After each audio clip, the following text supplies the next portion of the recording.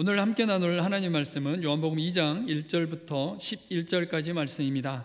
요한복음 2장 1절부터 11절까지 말씀입니다. 신약 성경 144면 요한복음 2장 1절부터 11절까지 말씀입니다. 한 절씩 교독하고 마지막 절은 함께 읽겠습니다.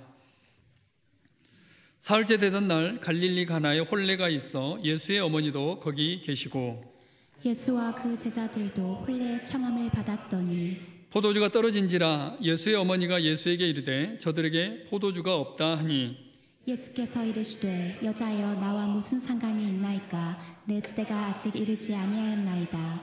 그의 어머니가 하인들에게 이르되 너에게 무슨 말씀을 하시든지 그대로 하라 하니라. 거기에 유대인들의 정경 예식을 따라 두세 통 드는 돌 항아리 6이 놓여 있는지라. 예수께서 그들에게 이르시되 항아리에 물을 채우라 하신즉 아기까지 채우니 이제는 떠서 연회장에게 갖다 주라 하시매 갖다 주었더니 연회장은 물로 된 포도주를 맛보고도 어디서 났는지 알지 못하되 물도온 하인들은 알더라. 연회장이 신랑을 불러 말하되 사람마다 먼저 좋은 포도주를 내고 취한 후에 낮은 것을 내거늘 그대는 지금까지 좋은 포도주를 두었도다 하니라. 예수께서 이 첫 표적을 갈릴리 가나에서 행하여 그의 영광을 나타내심에 제자들이 그를 믿으니라. 아멘. 아멘. 요한복음 2장 1절부터 11절까지 말씀, 성경을 좀 읽었다 하면 아마 다들 알고 있는 예수님의 첫 이적, 첫 표적, 또 첫 번째 기적입니다.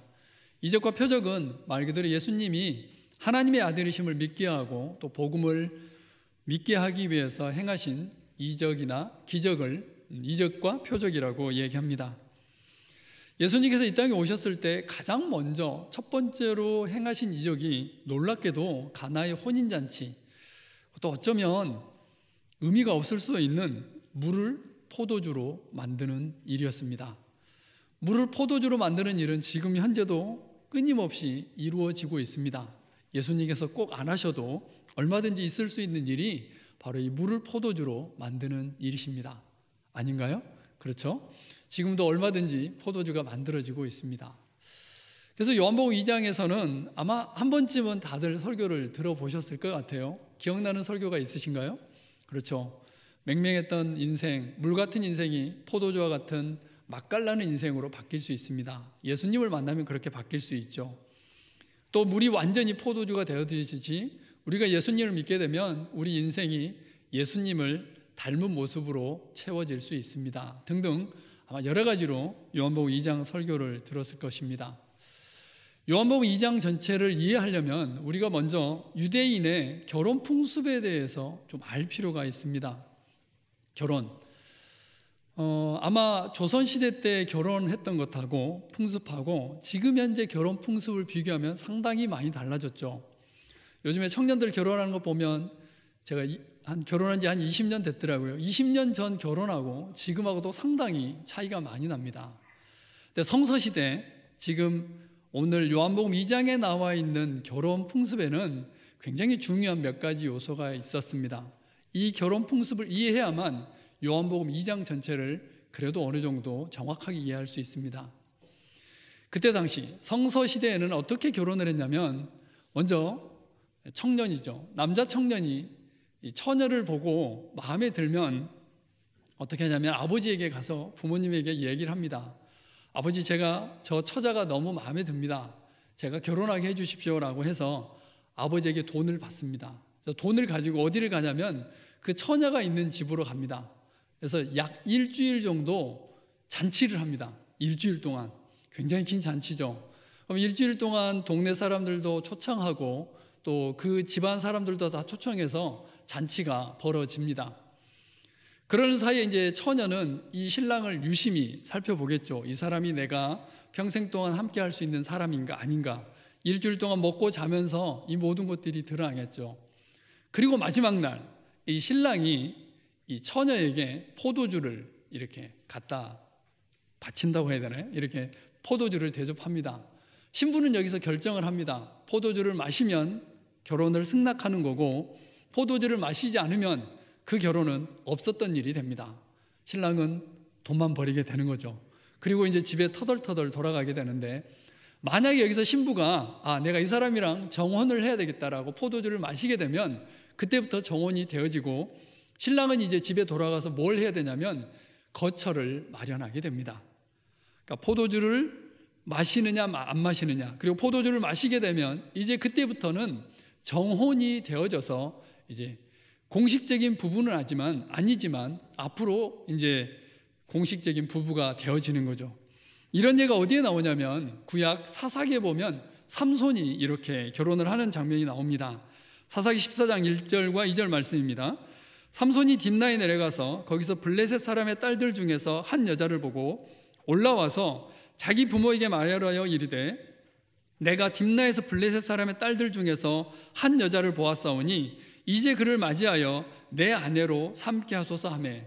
그래서 삼손은 아버지에게 돈을 구해서 이제 잔치를 하러 갑니다. 이게 사사기 14장 10절 말씀입니다. 삼손의 아버지가 여자에게로 내려가매 삼손이 거기서 잔치를 베풀었으니 청년들은 이렇게 행하는 풍속이 있음이더라. 그래서 이렇게 되는 게 이제 결혼입니다. 우리가 성경상에서 알고 있는 또 한 사람이 이런 결혼을 했는데 바로 마리아입니다. 요셉과 정혼한 처녀 마리아. 그래서 이미 그런 잔치가 끝났고 시간이 되어지면 마리아는 공식적으로 부부가 되어지는데 이 기간 요셉이 거처를 마련하러 간 그 사이에 예수님을 잉태하게 됩니다. 그 난리가 났죠. 왜냐 이미 정혼한 처녀인데 아직 정식적인 부부가 아님에도 불구하고 예수님을 잉태했기 때문에 말 그대로 마리아는 돌에 맞아 죽을 수 있는 명분을 제공한 것이 바로 이런 사건입니다. 그래서 요한복음 2장에 나와 있는 이 부분을 이해하려면 이 결혼 풍습을 먼저 염두에 두어주고 그 다음에 요한복음 2장을 접근해 보겠습니다. 우리가 알고 있는 결혼으로 보면 포도주가 떨어졌구나, 말 그대로 아마 지금 현재로 얘기하면 물이 떨어졌거나 아니면 갈비탕이 떨어졌다고 해야 되나요? 중요한 음식이 떨어진 그 정도, 그리고 그걸 기적적으로 채우신 예수님 정도로 생각할 수 있지만 이 요한복음 2장에는 훨씬 더 풍성하고 부유한 구속사적인 의미가 있습니다. 그 의미를 하나하나 같이 나누겠습니다. 요한복음 2장 6절 말씀 보면 유대인의 정결 예식이 나와 있습니다. 그래서 요한복음 2장 1절부터 11절까지 말씀은 가나의 혼인잔치를 묘사를 하고 있는데 이 저자의 의도, 그러니까 기록한 사람의 의도를 보면 이 결혼식이 굉장히 뭔가 부족한 게 많이 있습니다. 결혼은 일륜지 대사라고 얘기하죠. 아마 우리 청년들도 결혼하는 거 보면 최소한 1년 전, 또 이미 결혼 날짜가 잡혀도 미니멈 1년 정도, 또 많게는 1년 반, 2년 정도 준비하는 것을 보게 됩니다.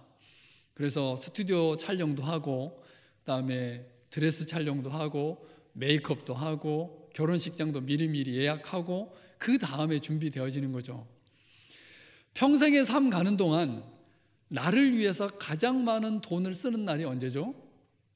이 결혼식이더라고요. 통상적으로 결혼식에 쓰는 돈이 몇 천만 원 되더라고요.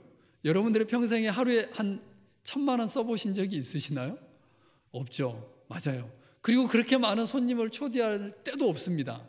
무슨 얘기냐면 평생의 삶 가는 동안 정말 철저하게 준비하는 그 하루가 있는데 바로 결혼식입니다.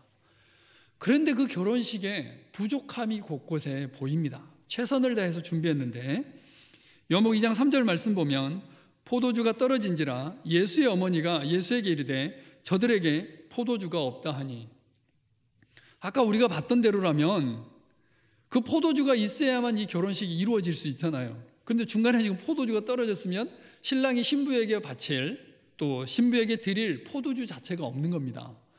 정말 부유하고 풍성해야 될 그 잔칫날이 지금 뭔가 부족한 거죠. 다시 요한복음 2장 6절 말씀 보면 거기에 유대인의 정결 예식을 따라 두세 통들은 돌 항아리 6이 놓였는지라. 사실 우리가 보면 이게 무슨 말이지? 라고 생각을 할 수 있지만 유대인들이 이 구절을 읽으면 이게 좀 이상하다, 이게 뭐지? 이렇게 읽을 수 있는 구절입니다. 왜냐하면 이 6이라는 숫자 때문입니다. 그러니까 이스라엘 백성들은 7이라는 숫자를 좋아합니다. 왜냐하면 그것이 완전 숫자이기 때문이죠. 일주일이 7일이잖아요. 그리고 이 7이라는 숫자는 완전하다.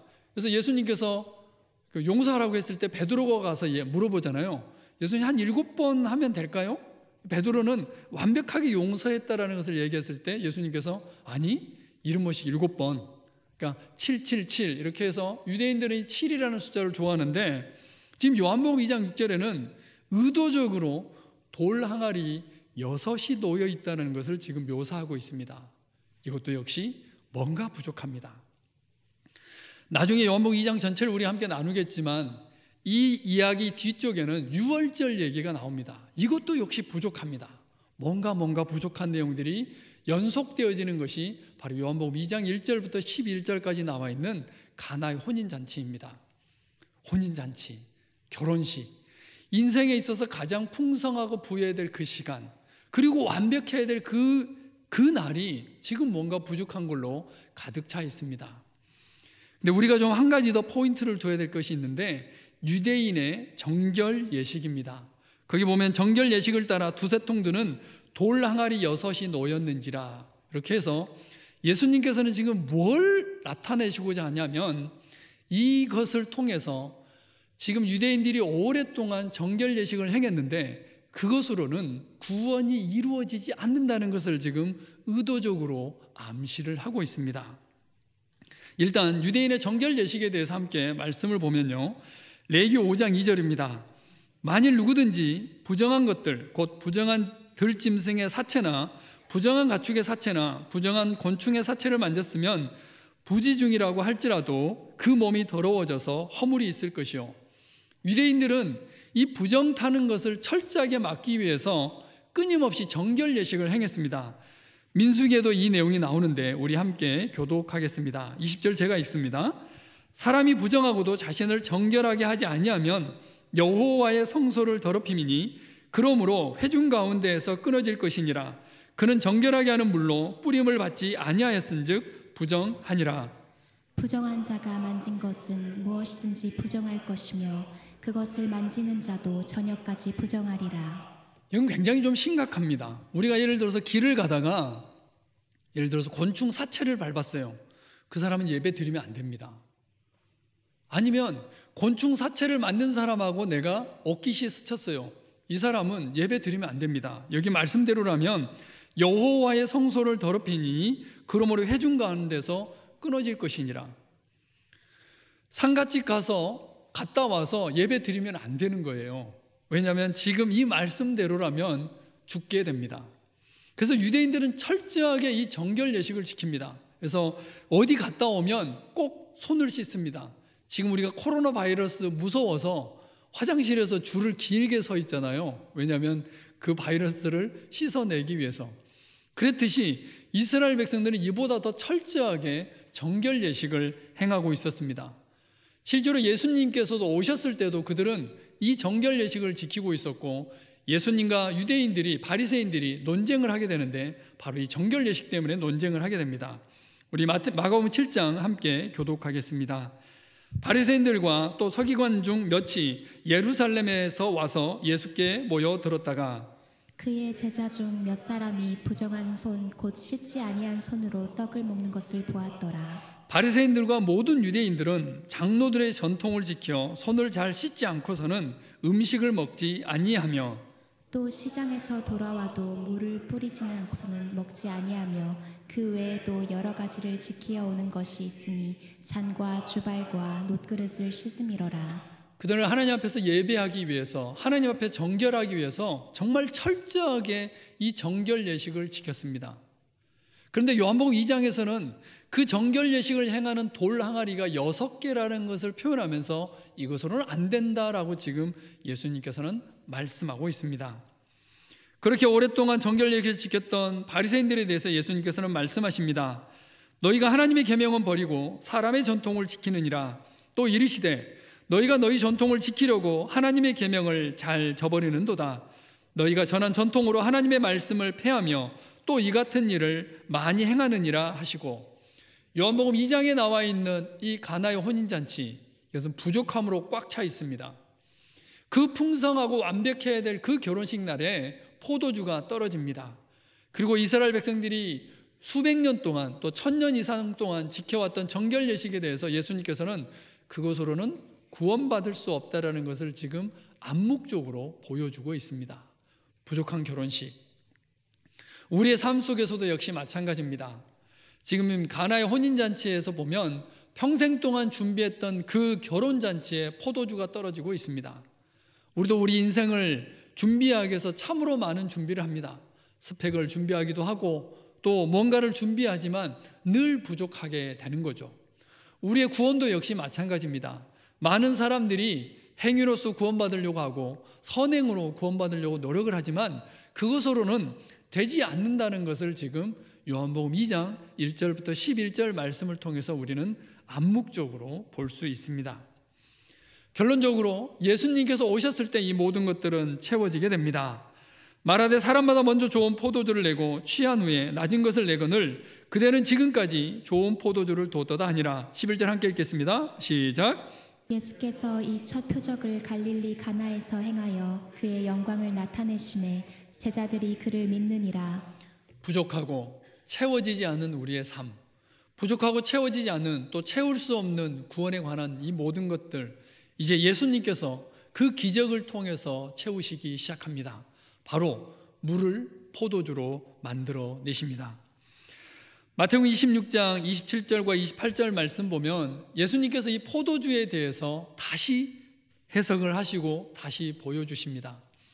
단순히 지금 요한복음 2장에 나와 있는 포도주는 그냥 결혼식에서 없어진 또 결혼식에서 떨어진 포도주를 채워주는 것이 아니라 예수님의 구속사 또 예수님께서 이 땅 가운데 오셨을 때 행하셨던 놀라운 일 중에 하나가 바로 이 포도주입니다. 요한복음 2장에 나와 있는 첫 번째 이적이 물을 포도주로 만드는 작업을 하십니다. 그리고 예수님의 마지막 사역, 마지막 만찬에서 예수님께서는 다시 한번 이 포도주에 대해서 말씀을 하십니다. 그래서 어떤 신학자는 얘기합니다. 예수님의 사역은 포도주로 시작해서 포도주로 마쳤노라고. 그래서 요한복음 2장 첫 번째 이적에 물을 포도주로 맡기시면서 바뀌게 하면서 예수님께서는 지금 유대인들에게 여러 가지를 예표하고 계십니다. 자, 이제 우리의 그 포도주가 어떤 의미가 있는지 말씀을 통해서 함께 보겠습니다. 마태복음 26장 27절과 28절입니다. 또 잔을 가지사 감사 기도하시고 그들에게 주시며 이르시되 너희가 다 이것을 마시라. 이것은 죄 사함을 얻게 하려고 많은 사람을 위하여 흘리는 바 나의 피 곧 언약의 피니라. 최후의 만찬에서 예수님께서는 제자들에게 포도주를 따라 주시면서 말씀하십니다. 이것은 내가 너희에게 주는 언약의 피다라고 말씀하십니다. 두 가지 의미가 있겠죠. 지금 이 포도주는 붉은 포도주라서 예수님의 십자가 보혈을 상징적으로 보여주고 있습니다. 또 하나는 신랑과 신부가 마지막 그 포도주를 마셨을 때 정혼이 이루어지듯이 우리가 예수 그리스도의 십자가 보혈을 마셨을 때 우리와 예수님 사이에 하나님의 자녀 그리고 정혼이 이루어질 수 있습니다. 마가복음에도 똑같은 말씀이 나오는데요. 마가복음 14장 23절과 24절 우리 한 목소리로 함께 읽겠습니다. 시작. 또 잔을 가지사 감사 기도하시고 그들에게 주시니 다 이를 마시매 이르시되 이것은 많은 사람을 위하여 흘리는 나의 피 곧 언약의 피니라. 지금 예수님께서 포도주를 따라 주시면서 계속 뭐라고 말씀하시냐면 이것은 언약의 피라라고 말씀을 하고 계십니다. 신랑과 신부가 또 신부가 그 포도주를 마심으로 인해서 언약이 이루어지는 거죠. 정원이 이루어졌듯이 우리가 십자가 보혈의 피를 마심으로 인해서 우리는 예수 그리스도의 신부가 될 수 있습니다. 누가복음 22장입니다. 이르시되 내가 고난을 받기 전에 너희와 함께 이 유월절 먹기를 원하고 원하였노라. 또 떡을 가져 감사 기도하시고 떼어 그들에게 주시며 이르시되 이것은 너희를 위하여 주는 내 몸이라. 너희가 이를 행하여 나를 기념하라 하시고 저녁 먹은 후에 잔도 그와 같이 하여 이르시되 이 잔은 내 피로 세우는 새 언약이니 곧 너희를 위하여 붓는 것이라. 여기도 역시 계속해서 언약을 말씀하고 계십니다. 왜 예수님께서는 첫 번째 이적으로 물을 포도주로 만드는 이 작업을 하셨을까? 지금 예수님께는 이 기적을 통해서 이 언약의 포도주를 주기를 원하셨고 그것을 예표해 나가고 있습니다. 이것을 우리는 성만찬이라고 얘기하는데요. 고린도전서에서 사도 바울은 이 부분을 다시 끊임없이 기억하라라고 이야기합니다. 우리 고린도전서 말씀 함께 교독하겠습니다. 19회 또한 그와 같이 잔을 가지시고 이르시되 이 잔은 내 피로 세운 새 언약이니 이것을 행하여 마실 때마다 나를 기념하라 하셨으니 너희가 이 떡을 먹으며 이 잔을 마실 때마다 주의 죽으심을 그가 오실 때까지 전하는 것이니라. 그러므로 누구든지 주의 떡이나 잔을 합당하지 않게 먹고 마시는 자는 주의 몸과 피에 대하여 죄를 짓는 것이니라. 사람이 자기를 살피고 그 후에야 이 떡을 먹고 이 잔을 마실지니 주의 몸을 분별하지 못하고 먹고 마시는 자는 자기의 죄를 먹고 마시는 것이니라. 성만찬, 우리는 주의 만찬이라고 얘기하는데 그에게는 두 가지 의미가 있습니다. 예수 그리스도의 십자가 보혈을 먹고 마시는 것, 또 하나 우리가 예수님과 정혼했던 그 사실을 되새기고 오실 메시아인 예수 그리스도를 기다리는 그 의미가 성만찬 안에 들어있음을 우리는 말씀을 통해서 다시 한번 확인할 수 있습니다. 그래서 예수님께서는 첫 번째 이적으로 물을 포도주로 바꿔놓고 계십니다. 자, 포도주를 마신 그 신부, 이제는 정혼이 되어집니다. 그 다음에 신랑은 무엇을 하러 간다고요? 바로 거처를 예비하러 갑니다. 우리 예수님도 이 거처를 예비하러 가셨습니다. 요한복음 14장 말씀 함께 교독합니다. 너희는 마음에 근심하지 말라. 하나님을 믿으니 또 나를 믿으라. 내 아버지 집에 거할 곳이 많도다. 그렇지 않으면 너희에게 일렀으리라. 내가 너희를 위하여 거처를 예비하러 가노니 가서 너희를 위하여 거처를 예비하면 내가 다시 와서 너희를 내게로 영접하여 나 있는 곳에 너희도 있게 하리라. 이제 우리는 예수 그리스도의 십자가 보혈을 마심으로, 그 포도주를 마심으로 인해서 예수님과 정혼한 신부가 되어졌습니다. 이제 우리 예수님은, 우리 신랑 되신 예수님은 거처를 마련하러 가셨습니다. 그래서 요한계시록에서는 이 혼인잔치에 대해서 다시 한번 묘사를 하고 있는데, 요한계시록 19장입니다. 우리가 즐거워하고 크게 기뻐하며 그에게 영광을 돌리세. 어린 양의 혼인 계약이 이르렀고 그의 아내가 자신을 준비하였으므로 그에게 빛나고 깨끗한 세마포 옷을 입도록 허락하셨으니 이 세마포 옷은 성도들의 옳은 행실이로다 하더라. 천사가 내게 말하기를 기록하라. 어린 양의 혼인잔치에 청함을 받은 자들은 복이 있도다 하고 또 내게 말하되 이것은 하나님의 참되신 말씀이라 하기로. 이제 예수님은 다시 오셔서 우리와 혼인잔치를 하시게 될 겁니다. 정원에서 거처를 마련하러 가셨고 다시 오실 때 우리는 예수 그리스도의 신부가 되어져서 영원한 시간을 함께 보내게 됩니다. 이것이 바로 포도주가 가지고 있는 의미이고 요한복음 2장에서 우리에게 보여주고 있는 구속사적인 의미입니다. 성경에 나와 있듯이 정혼한 처녀가 이제 해야 될 일이 있습니다. 누가복음 12장 36절 말씀입니다. 너희는 마치 그 주인이 혼인집에서 돌아와 문을 두드리면 곧 열어주려고 기다리는 사람과 같이 되라. 정혼한 처녀는 이제 신랑을 기다립니다. 근데 그 신랑이 언제 올지 모릅니다. 그래서 그는 그의 삶을 지키고 그의 여러 가지를 지켜나가면서 신랑을 기다리게 됩니다. 신랑이 거처가 마련되어지면 언제 올지 모르기 때문입니다. 그래서 우리가 잘 알고 있는 열처녀 비유는 바로 이런 배경을 가지고 있습니다. 우리 이런 배경을 생각하면서 조금 길지만 마태복음 25장 1절부터 함께 교독하겠습니다. 그때 천국은 마치 등을 들고 신랑을 맞으러 나간 열 처녀와 같다 하리니 그 중에 5은 미련하고 5은 슬기 있는 자라. 미련한 자들은 등을 가지되 기름을 가지지 아니하고 슬기 있는 자들은 그릇에 기름을 담아 등과 함께 가져갔더니 신랑이 더디어 오므로 다 졸며 잘세. 밤중에 소리가 나되 보라 신랑이로다 맞으러 나오라 하매 이에 그 처녀들이 다 일어나 등을 준비할세. 미련한 자들이 슬기 있는 자들에게 이르되 우리 등불이 꺼져가니 너희 기름을 좀 나눠 달라 하거늘 슬기 있는 자들이 대답하여 이르되 우리와 너희가 쓰기에 다 부족할까 하노니 차라리 파는 자들에게 가서 너희 쓸 것을 사라 하니 그들이 사러 간 사이에 신랑이 오므로 준비하였던 자들은 함께 혼인잔치에 들어가고 문은 닫힌지라. 그 후에 남은 처녀들이 와서 이르되 주여 주여 우리에게 열어 주소서. 대답하여 이르되 진실로 너희에게 이르노니 내가 너희를 알지 못하노라 하였느니라. 그런즉 깨어 있으라. 너희는 그날과 그때를 알지 못하느니라. 우리는 다 포도주를 마셨습니다. 이제 정혼이 되어져서 신랑을 기다리고 있는 처녀입니다. 오실 메시아인 예수 그리스도. 이제 다시 오셨을 때 우리는 어린 양 대신 또 우리의 신랑 대신 예수님과 함께 영원한 시간을 함께 보내게 될 것입니다. 그 정혼한 처녀가 올바르지 못한 행실을 한다거나 그 정혼한 처녀가 그 신랑을 잊어버리고 딴짓을 하면 아마 언제 올지 모르는 그 신랑이 왔을 때 문제가 심각해지겠죠. 그래서 우리도 역시 마찬가지입니다. 우리의 삶을 다스리고 또 예수님께 초점을 맞추면서 신랑 대신 예수님을 기다리는 삶을 살아야 되는 것을 요한복음 2장을 통해서 우리는 알 수 있습니다. 가나의 혼인잔치는 이런 의미가 있습니다.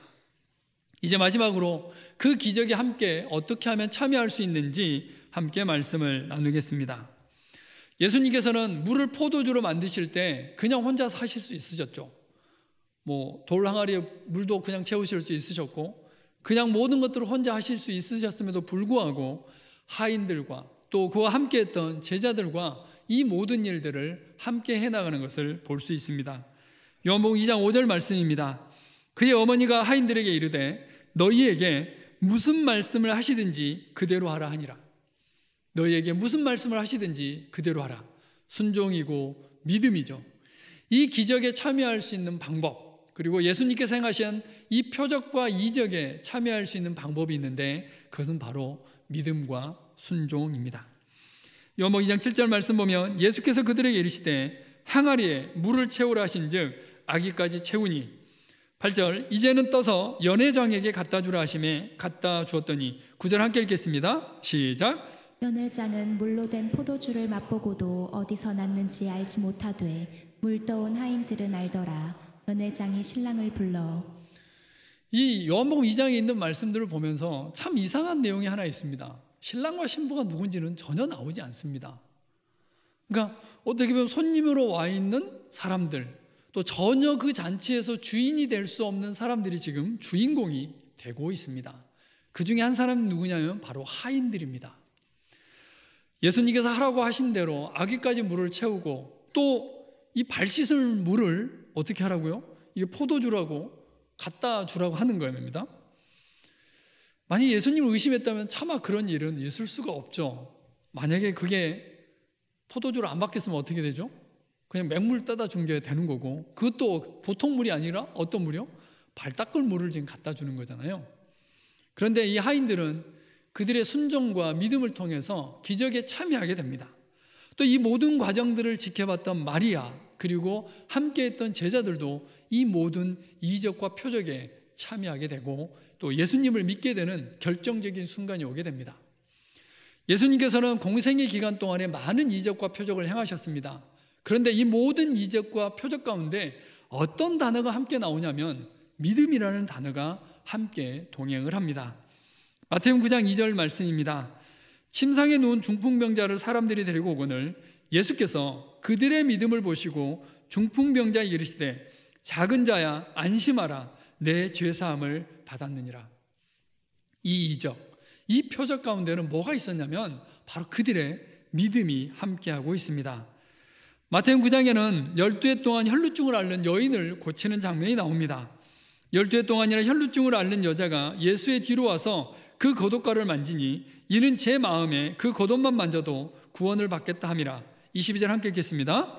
예수께서 돌이켜 그를 보시며 이르시되 딸아 안심하라 내 믿음이 너를 구원하였다 하시니 여자가 그 즉시 구원을 받으니라. 이 많은 이적들 속에 표적들 속에 늘 나오는 단어가 뭐냐면 바로 믿음이라는 단어입니다.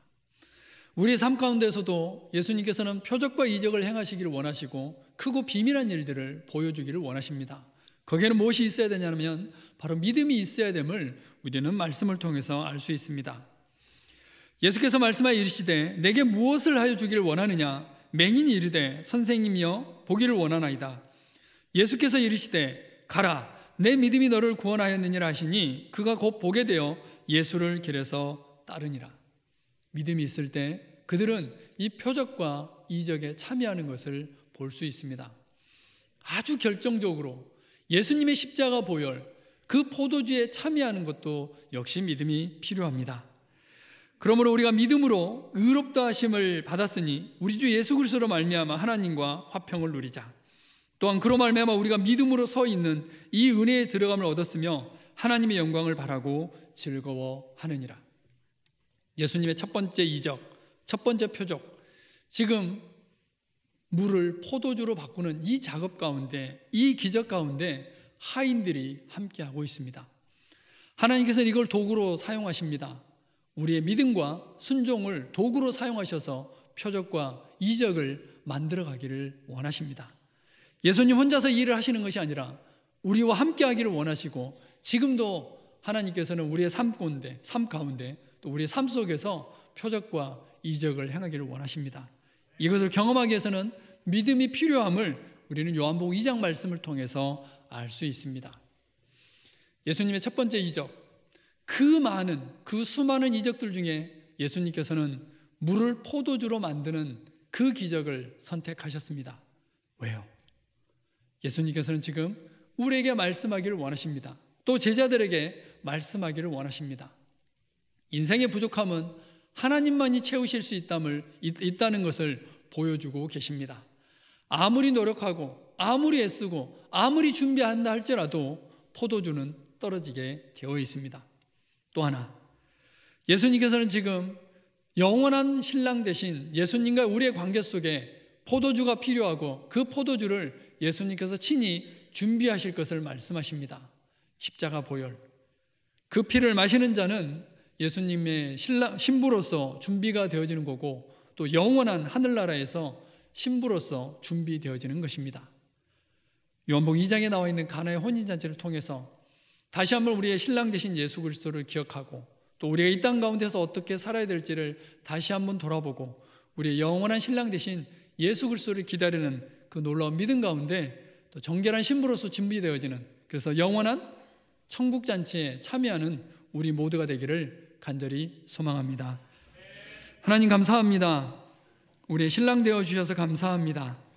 가나의 혼인잔치를 통해서 우리의 인생의 필요는 예수님이 채우시며, 또 예수님께서 친히 그 모든 혼인잔치를 준비하시고 포도주가 되어주심을 인해서 찬양과 감사를 드립니다. 이제 우리의 삶을 돌아보며 또 영원한 신랑 되신 예수님을 기다리는 정결한 신부로서의 우리의 삶이 되게 하여 주시옵소서. 감사합니다. 예수 그리스도의 이름으로 기도합니다. 아멘. 주님 말씀 생각하시면서 함께 찬양하겠습니다. 주님, 제 마음이 너무 둔해서 주님을 볼 수 없습니다. 이 땅에 속하여 이 땅만 보다가 주님 손을 놓쳤습니다. 나는 나그네로 왔는데 왜 주저앉게 되었나? 나는 청직이 있는데 언제부터 내 삶의 주인이 되어버렸나? 함께 찬양하겠습니다.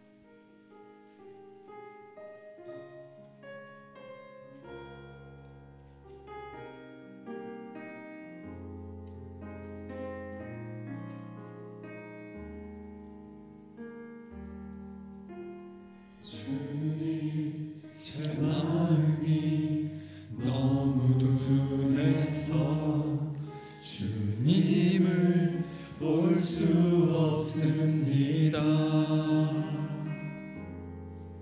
이 땅에 속하여 이 땅만 보다가 주님 손을 놓쳤습니다. 나는 나그네로 왔는데 왜 주저앉게 되었나? 나는 청직인데 언제부터 내 삶의 주인이 되어버렸나?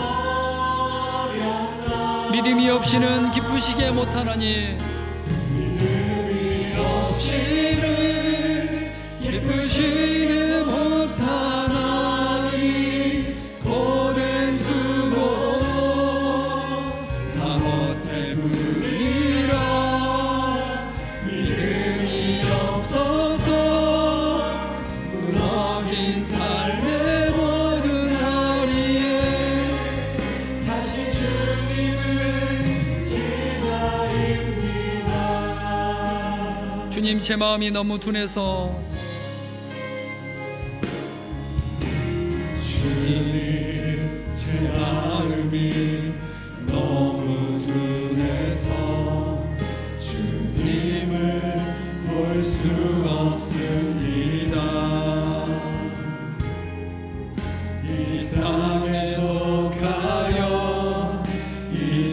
땅만 보다가 주님 손을 놓쳤습니다.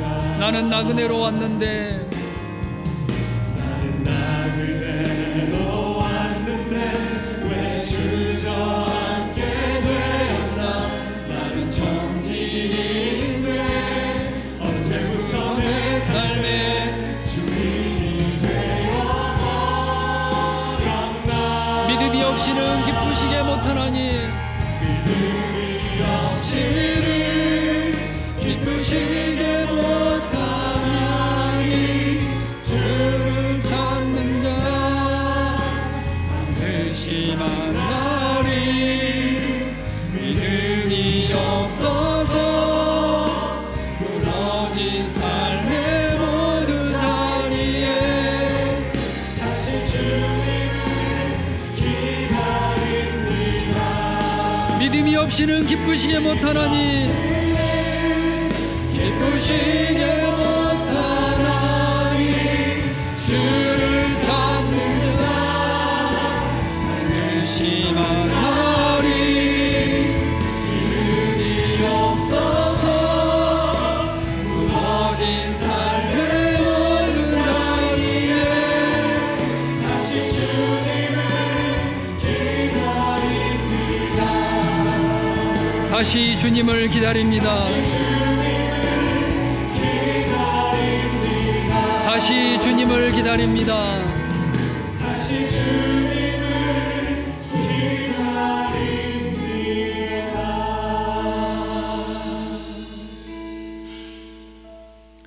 믿음이 없이는 기쁘시게 못하나니 하나님께 나아가는 이는 반드시 그가 계신 것과 또한 그가 자기를 찾는 자들에게 상 주신 이심을 믿어야 할지니라.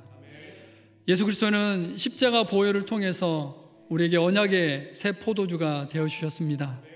이제 우리는 정원나무로 신부가 되어졌고 다시 오실 예수 그리스도를 기다리고 있습니다. 우리는 나그네로 왔고 청지기로 왔는데 어느새 주인이 되어졌고 어느새 이 땅에 마음을 두고 있는 것을 보게 됩니다. 우리의 마음을 다시 한번 하나님께 아뢰겠습니다.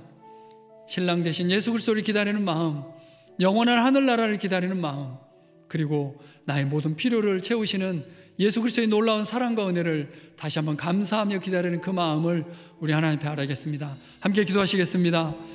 하나님 감사합니다. 신랑 되어주신 예수 그리스도의 놀라운 사랑과 은혜를 인해서 찬양과 감사를 드립니다. 믿음이 없이는 기쁘시게 못하는데 하나님 이 땅에 있는 여러 가지들이 하나님 나의 필요를 채울 수 없고 우리의 필요를 채울 수 없고 영원한 하늘나라의 소망이 이 모든 것들을 이루어갈 수 있음에도 불구하고 하나님 이 땅 가운데 나그네로 왔는데 이 땅 가운데 영원한 나그네로 왔는데 하나님 땅만 보다가 하나님의 손을 놓쳐버렸고 청지기로 왔는데 어느새 주인이 되어졌고 하나님 정원한 처녀로서 이 땅 가운데 정결하게 살아가야 되는데 신랑 오실 그날을 기다려야 되는데 그렇지 못했음을 주 앞에 고백합니다. 하나님 다시 한번 결단하고 헌신합니다. 영원한 하늘나라를 소망하게 하시며 이 땅 가운데 나그네로 살게 하시며 이 땅을 살아가면서 청지기로 살게 하시며 영원한 하늘나라를 소망하며 신랑 대신 예수 그리스도를 그 정결한 신부로서의 삶을 살아가는 놀라운 삶이 되어질 수 있도록 하나님 은혜로 함께하여 주시옵소서. 그날을 기다리며 소망합니다. 그 땅을 소망하며 기다립니다. 하나님께서 이 모든 일들을 이루시고 이 모든 새 언약의 포도주를 주셨는데 하나님 그 언약 가운데 들어가게 하시며 그 놀라운 사랑과 은혜 가운데 이 모든 일들을 온전히 이루어가는 올해의 모든 삶이 되어질 수 있도록 역사하여 주옵소서. 하나님 첫 번째 이적으로 이 모든 것들을 보여주셨음을 인해서 감사합니다. 표적과 이적으로 가나의 혼인잔치를 보여주시고 하나님 우리의 부족을 채우시며 영원한 하늘나라의 그 신부로서의 우리의 삶을 다시 한번 격려하시고 도전하시는 그 놀라운 사랑을 인해서 감사합니다. 하나님께서 이 모든 일들을 이루심을 감사하며 하나님께 찬양과 감사를 드립니다.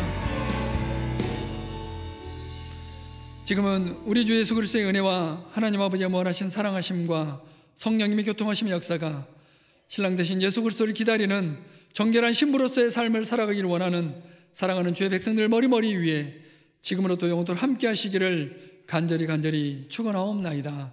아멘.